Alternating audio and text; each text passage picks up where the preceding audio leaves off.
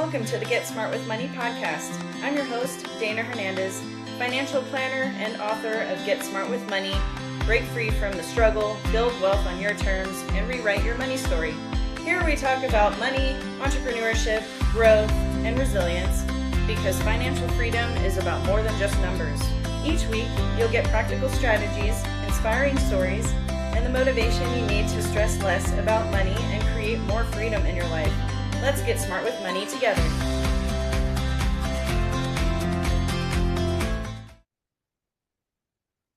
Hello and welcome to another episode of Get Smart with Money podcast.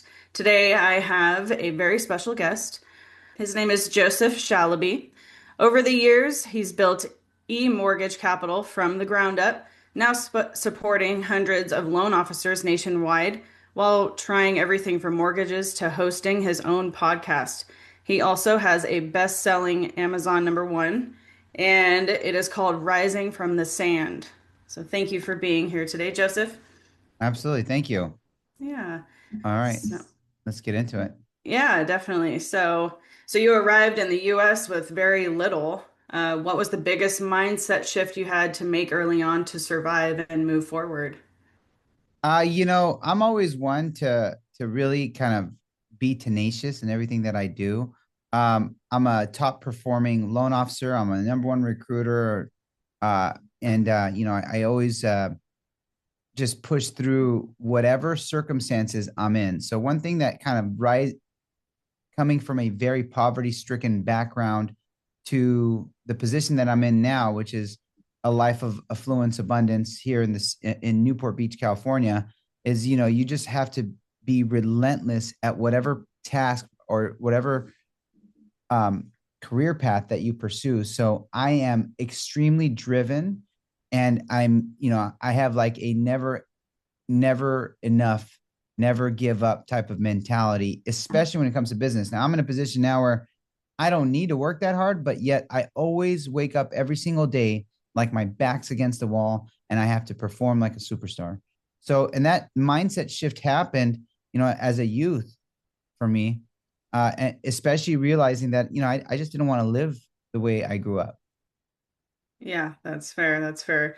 I love talking to people with drive like that and motivation. And I find that a lot of people from other countries have that. A lot of people from the US kind of don't have that Yeah, sometimes. they don't. Yeah. They've never really experienced poverty. They've never experienced, a world where there wasn't abundance. Mm-hmm. Here Exactly. in the U.S., we're just blessed with an extremely abundant world nation, and Yes. the rest of the world isn't like that. So, and now I'm in Newport Beach, and you can imagine the struggle that I have with my kids who live in Newport Beach, who, their friends around them, their parents won Super Bowls or whatever, like extreme abundance here in Newport Beach. So I struggle with that, teaching them, how to teaching them just humility and grit. And I do everything I possibly can to instill those values into them, but it's different, living it.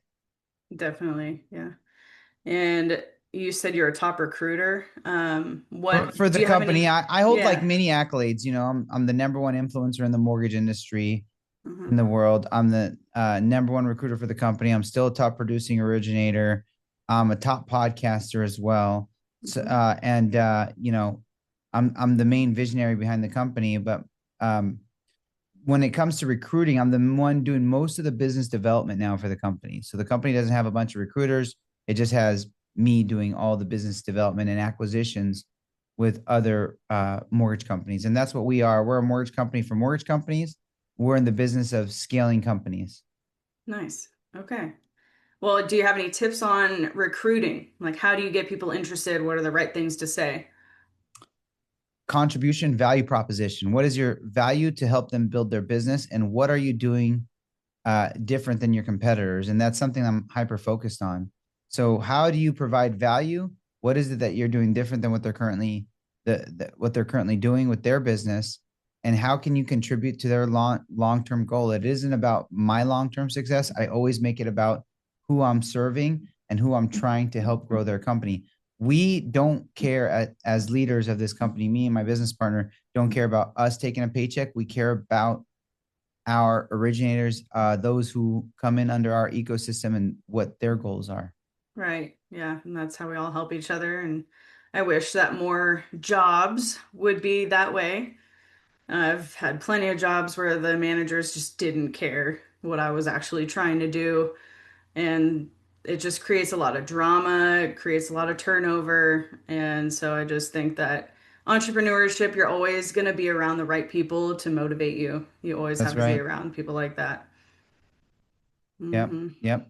And I'm always like, that's why I love my podcast is, I always say, even though it's a top podcast, the mindset of it is, I don't care if anybody listens to this podcast, who's benefiting is me the most, because I get to sit down with someone that I aspire to be like, or, someone in a better position in life than me, whether it's mentally, spiritually, financially, physically, and they just get to mentor me and pour into me for an hour. Now, if that benefits Hmm. someone else, great, but it's like my own 1 hour coaching session.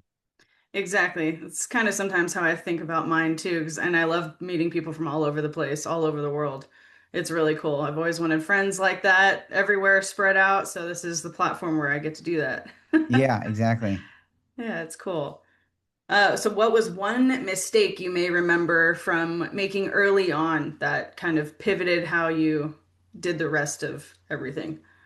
I mean, so the mistakes primarily that I would say for as at the company level now that we're at is I didn't invest enough in compliance when we started building Mm, the company. And I didn't spend enough on making sure that everything was as legal as it needed to be. So, as a result, I paid exorbitant fines and dealt with a lot of turmoil. I also okay. made some mistakes with my own compliance, personal compliance. So, never overlook the importance and how mandatory compliance is in your business. And it's becoming even more, every industry is even more compliant now with the advent of AI, because now you're like, every industry is hyper regulated because it's easy to regulate with AI in the Yeah, picture. It could do what 100 regulators can do, exactly. so, instantly. So now you're even more regulated. So invest heavily in licensing, compliance, and make sure that, you're always above board in whatever industry you're in, because, it's the downfall of any industry. And now, it's even worse. Exactly, exactly. Yes. Yeah. That's what we are. We're basically like a WFG for other people. They have Okay. their own brokerage under our platform. Sounds good. Yeah, it's a lot to go by. It's very strict. Yeah, we have a So, 1,000 people, under the company. So 1,000 brokers under our ecosystem using our platform. And you can imagine that, the turmoil that we deal with on a daily basis. It's a lot, but my business partner, and the compliance team, that's pretty much one of their main focuses. So, yeah, that's good. That's good. So when it comes to investing or just making a smart money decision, what what do you think about when you think about, oh, is this a risk I should take or is this a risk that maybe I shouldn't take? I like to go like, I'm not super risky when it comes to investment. So uh most of my net worth is real estate holdings, just because it's like tangible, accessible. I can leverage it if I need to on the drop of a hat, and I can put it into other investments. But there is a portion of my portfolio that's diversified in crypto and your normal retirement stuff as well. Good. Okay. So I mean, it's being calculated. Like, the safest investment is the one that you could touch and feel, Mm-hmm. real estate, and then once you're kind of over that, then you can do the riskier stuff. And was it like that when you were trying to figure out your marketing standpoint My marketing standpoint for, for your mortgage company and everything? oh yeah, investing in marketing. Yeah. I just went all, we always go all in on marketing. I mean that even me, like, now I spend a lot of money on building my personal brand, because there's just Mm-hmm. a ton of value in building your personal brand. Mm-hmm. And making sure that you grab market share. Now with again, with AI in the picture, building your personal brand is more important than ever. Definitely. Because that's how AI decides. So, now more than ever, entrepreneurs need to build their personal brand, and they could do that by way of podcasting. They could do that by way of, content on social media. I mean, they could do that in 1,000 different ways, blogging or whatever it is that you want, writing books. But right now, AI aggregates all the data online about you, and everything you've said, everything that we're saying on this podcast right now is going to be referenced in some sort of, you know, something from ChatGPT, like about my opinion about personal brand or whatever it is. Like Hmm. everything is basically appended and uploaded into this mystical cloud of AI. Yeah, it's crazy. AI is It getting. is. It is. I've been using ChatGPT a lot for helping me study for a financial license. So I'm just plugging the test questions in there and telling it to analyze it so I can actually like break it down and I understand what it wants. And it's helping a lot, but I know that's probably like the most mediocre way to use it, but I mean, whatever.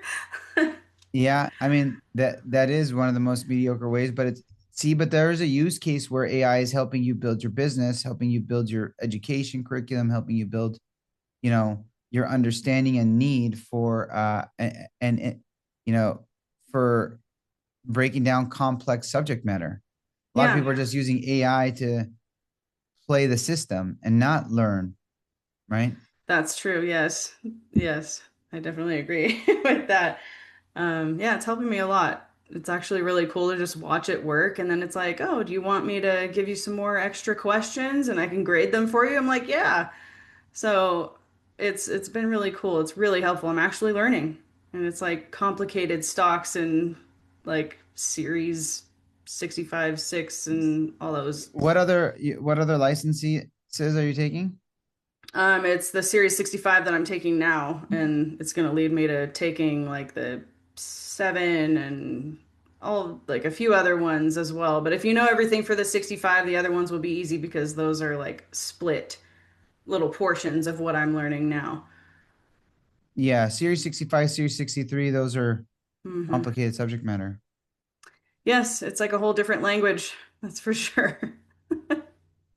But I'm actually picking it up a little bit, so with the help of ChatGPT.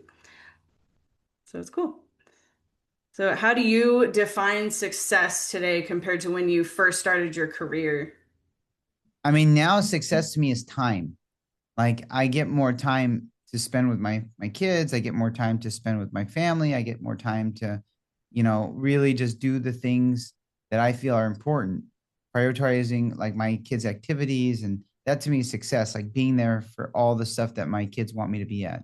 Hmm. So that to me is the most amount of success. It's not a monetary thing. I've already accomplished the monetary part of success. I don't really need to do that now. Now my focus is my kids and making them happy and spending time with them, and you know and being a blessing to them and doing everything that I can to be a present father. Hmm. That's awesome. And that's going to be my goal too. I mean, that's definitely what I think success is. That gives you the time to do Yeah. things you actually want to do. I just don't have kids yet, but yeah, Any on the still way? working. Not yet, but I'm thinking maybe 2027 is Are you going to be the married? year. Not yet. At the end of this year in October, we're getting married. Okay. Yeah, Nice. Yeah, I mean, take your time. How old are you now? I'm 35. Yeah, I mean, you got time still. Nowadays people are having kids at Like 40. 40. So Yeah. you still got time. Yeah, I do. But I don't know. We'll see how ready we are when we say I do. So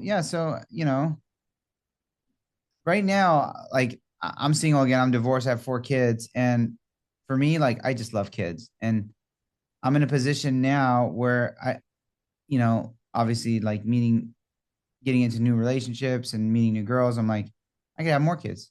I love kids. Hmm. They're just the best thing ever. I mean, I like my friends' kids. That's really the only practice I guess I've ever had is with my friends' kids, but Yeah, they're they're such a fun. blessing. They're such a blessing. You'll see once you have one, then you're gonna want to. Once you Yeah, pop, you can't stop. right. Maybe. I mean, I do have a stepson. He lives with us now, so and he's 14, so I just jumped right into like, Motherhood. oh God, yes, that and like the hormones and the he doesn't really throw attitude, so he's really good that way, but just it's been interesting. Yeah, I mean, a 14-year-old boy is a lot. Yeah, it is. He's a lot, but he's learning a lot with us over here. We're teaching him a little bit about finances and habits and just better work ethic and getting his grades up so he can start working because that's what he wants to do and trying to get him on track. So Love it's it. yeah, it's really good. So let's see. Let's kind of land the plane here. I just want to be respectful of everybody's time. What advice would you give somebody who feels stuck financially and thinks their past is holding them back? For me, I'm hyper focused, and a mentor told me this a long time ago, and I say this on a lot of speaking engagements that I do and podcasts that I'm on, is just focus on being of service and doing God's work first.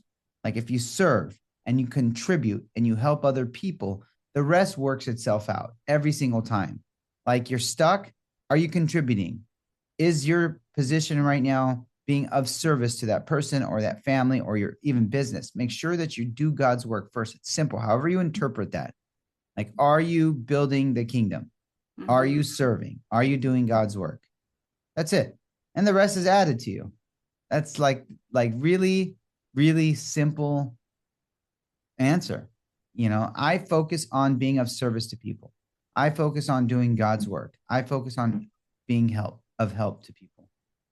That's what Yeah. I'm laser focused on. Yeah, that's an answer of gold right there. I definitely believe the same thing.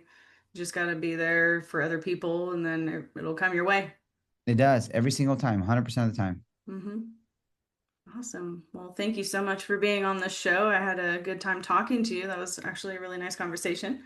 Absolutely. Yeah, thank you. And I hope you have a good day. You too. Thank you. Thanks.